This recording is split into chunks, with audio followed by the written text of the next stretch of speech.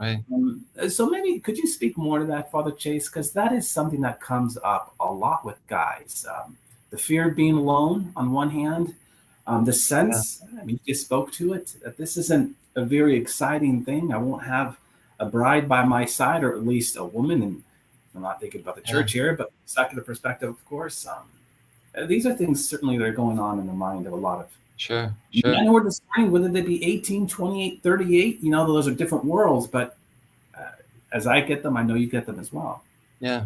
Well, you asked a couple things there, and so I'll do my best. But I think the first thing is that I recognized only later in life, maybe even now, looking back, I didn't know this at the time, but my philosophy throughout life, as Dr. Peter Kreeft, talks so beautifully, but like there's always a philosophy that underlies the way that we live or what we believe. There's always a philosophy of life. We should ask ourselves, what is our philosophy of life? I took that seriously when I heard him say that, and now looking back on my philosophy of life, I think it was just like the culture of America today, that many of the young people that I work with live with, and we don't acknowledge it though. And my philosophy of life was, life is as exciting as I make it. I believed that. I believed, people said you got to work hard if you want a job. If you want to make money, you're going to work. You want to be excellent, you want to be a professional soccer player. Here's what you're going to have to do. You're going to have to do this and that, right? And all of a sudden, when I started to achieve those things, I thought, wow, I get to play soccer at Clemson University. Like, life is pretty exciting. I did this, I not counting out that God blessed that and God wanted me to do those things, but I have to make this exciting. Who I'm dating, that's my choice. If it's exciting as I make it. How much money I make, like, I have to work hard to get to the things that I want, and that's what it is. So it's all on me. It's all on me. I have to figure it out. I hear guys say that, I have to figure it out. Yeah, yeah. Man, that's not an exciting life. And so, but we all live a little bit with that philosophy of life. And now I realize that no, my life is not as exciting as I make it. My life is as exciting as God makes it. When I surrender to Him, when I surrender and say, this life is not my own, this life is not as, and I've proven my story that I tell about being a professional soccer player. The moment that I gave my life to the Lord and said, okay, Lord, if you are calling me, I will follow you into this seminary and perhaps into the priesthood, if that's what you want. It was the moment that I realized I've carved out my entire life. I've gotten to do almost everything that I've desired to do in life at the age of 25, being a professional soccer player, dating a great girl, going to great parties, making money, living how I desire to live. And everybody says, people know my name and this and that. Those are the things that I thought that would make me ultimately happy. And getting there and realizing that wasn't enough, that there was that wasn't the ultimate fulfillment of my life. And so I realized, wait a second, if life is as exciting as I make it, and I've made it as exciting as I can, and it's still not exciting, it's still not enough, then what else is there?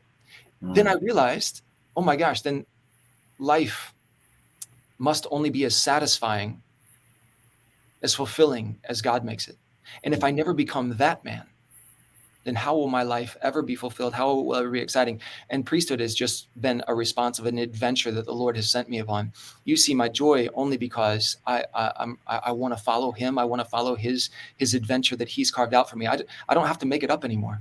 I don't have to make it up. I don't have to make life exciting anymore. I just give my life to the Lord, and every day He presents me with a new opportunity to live His will. Right? That's what it's about. Yeah, I just love that. Love that. Of course, how can you not hear St. Augustine's words? My heart is restless until it rests in Thee. This constant thirst, only to realize that He's the only one who can quench that thirst. That's beautiful, Father Chase. And too, inside of what you're talking about right now, this sense of adventure as you speak to it, part of that has to be the relationships, right? That you're not alone, that you're with people all the time. And you're blessing people wherever you go, literally and figuratively, right? Literally, as you bless them with the gifts that have been given to you in your priesthood, but also just by your presence. As I've shared with other priests, I know I've been, blessed to know you, get to know your story, but your conviction, your zeal, your desire to serve the Lord, that witnesses to me. And there's a sense of, in that witness, there's a sense of communion that we experience. And if guys can grab hold of that sense that, yeah, you know what, I'm not going to be alone. In fact, I'm going to be surrounded all the time. Right. And that's due to the response. Well, That's yeah, and I want to make a point about that, because yes, that was the second part of your previous question that I didn't get to. But one of it is, will this be fun, fulfilling, exciting? All those things that you want to make it. That was my response to that. But then you talk about loneliness. That's another category that we have to speak into, because you said that we'll be surrounded by people, and that is true. You become a priest, and you'll be surrounded by people. But I have to tell the guys that that is not enough to not be lonely, right? So being alone and being lonely are two different things. We have to distinguish those things. But being with people, it does not equivocate not being lonely. The reality is that where does loneliness come from? Loneliness comes from a lack of intimacy, which that word has been hijacked by our culture to mean sexual intimacy alone. That's not what intimacy means. Intimacy means a deep sharing of myself, sharing of my heart, of my soul with another, and them sharing that relationship with me. That's what we call friendship, right? So that intimacy that's shared at the level of the heart, the soul, that's shared with another.